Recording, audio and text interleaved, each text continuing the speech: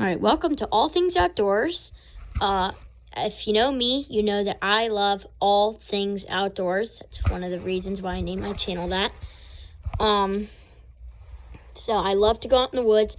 One of my favorite things to do is go out and play in the woods for a couple hours. It's a great thing for me to do. Love to be with the animals and the trees and the plants and all that stuff. I love all animals except for centipedes and mosquitoes. I hate those.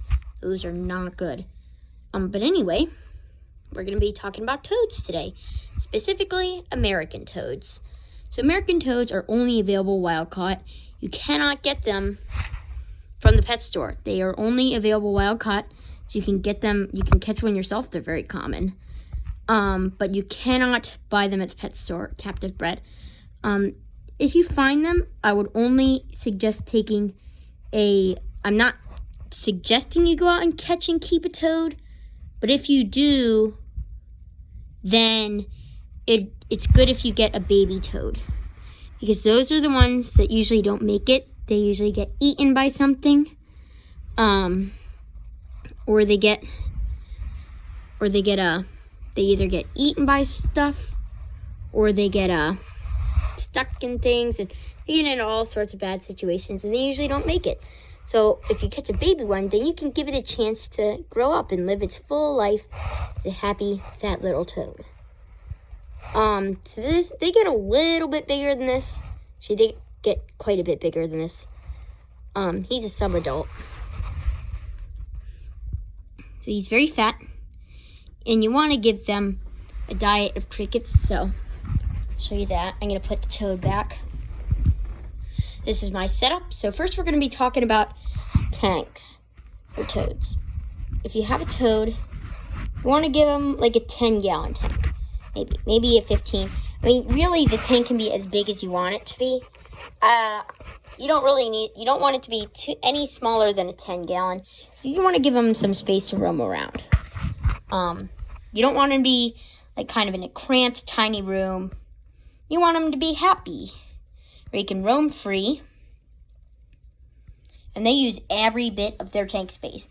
Everything down to the substrate. So the substrate that I use is Eco-Earth. It's basically coconut husk fiber substrate. I like it because it's a green product and can be safely composted or recycled.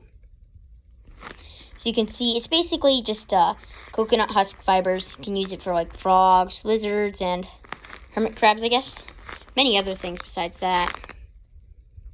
As you can see, it's basically just coconut husk fibers. I love it because it's a great substrate. They can burrow in it, and they can basically do whatever they need, and it holds a lot of moisture.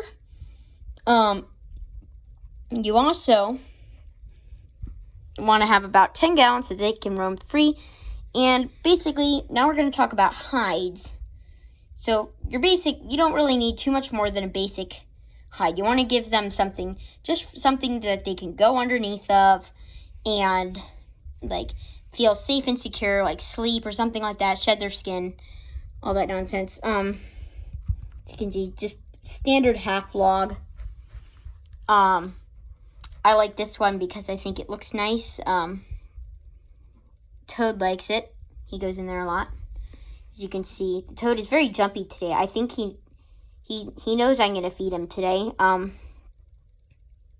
Yeah, so what you feed him is you basically feed him crickets. These are standard Petco crickets. And for the crickets, you want to give them, if you keep them for a long time, if you just feed them immediately, you don't need anything for them. But if you keep them for a while, you want to give them cricket quencher. This will give them something to drink. Calcium fortified. I don't know what that's supposed to do, but because this also has calcium in it anyway.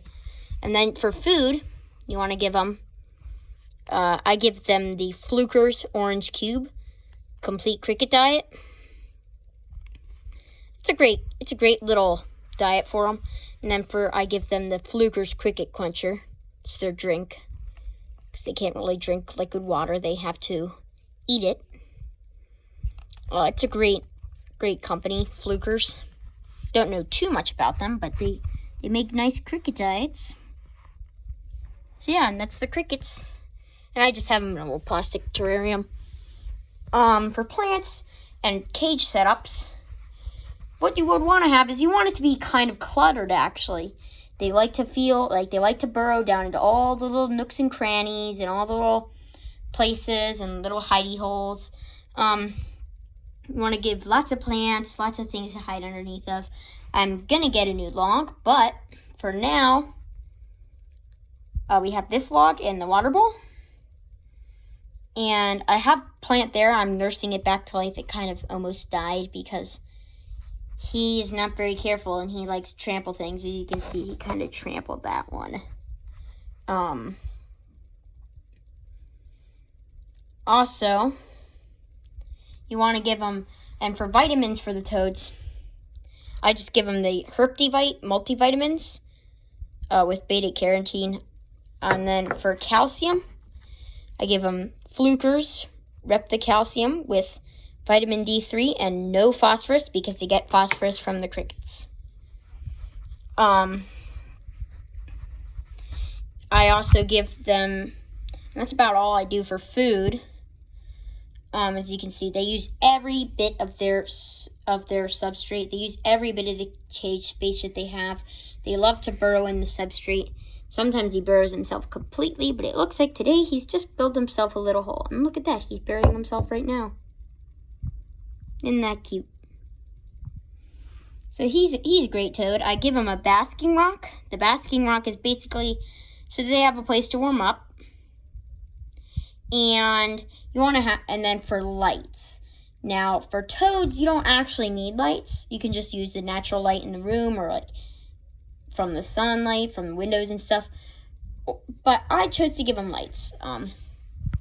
Also, for the skinks though, the light is absolutely necessary. But anyway, before we get into lights for skinks, you basically give them the same food, same diet, same vitamins stuff. But it starts to get different with the lights and the temperatures and stuff. So for toads, you don't really actually have to have a set temperature. Your room temperature is completely fine for them.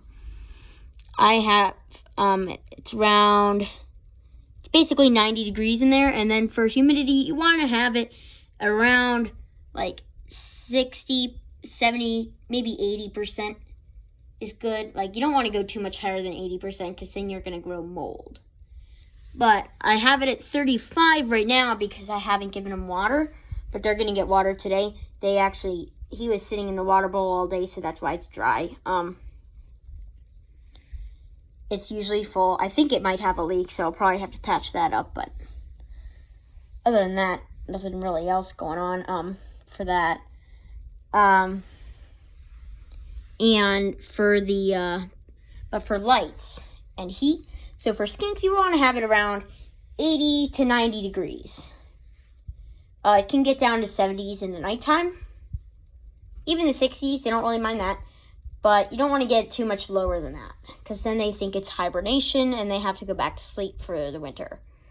But for lights, you need to have a heat lamp. This is just basically, I'll show you the bulb. It's basically like this. Repti basking spot lamp, 100 watts, just standard bulb. And then for UVB, you must absolutely have UVB. It is absolutely necessary for the skinks. Toads don't really need it, but the skinks do. They can get metabolic bone disease, which is basically a disease that makes them look it messes with their bones and they can't move properly. And I just have regular UVB. I think ReptiSun 10.0, something like that. It's a good bulb. Lasts a long time. And that's basically all you need for lights.